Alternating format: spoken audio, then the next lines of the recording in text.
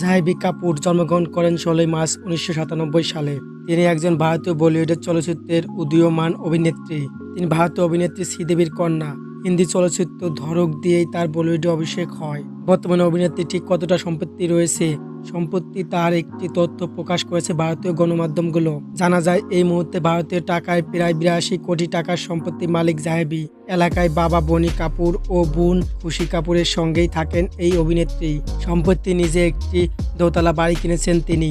মুম্বাইয়ে অবস্থিত এই বিলাসবহুল ফ্ল্যাটের দাম ৬৫ কোটি রুপি। তার এই দোতলা বাড়িতে রয়েছে ব্যক্তিগত সুইমিং পুল, রান্নাঘরেও রয়েছে বিশেষ চমক। বাড়ির বাইরে রয়েছে বিরাট বাগান। এছাড়াও চেন্নাইতে ১.৫ কোটি রুপি মূল্যের আরও একটি বাড়ি রয়েছে তার। জাহ্নবী বেশ কয়েকটি বিলাসবহুল গাড়ির মালিকও তিনি। তার সঙ্গে যেসব গাড়ি রয়েছে সেগুলোর প্রত্যেকটির মূল্যই ৫ কোটির উপরে। তবে শুধু বাড়ি গাড়িতে আটকে নেই জাহ্নবীর সম্পত্তি।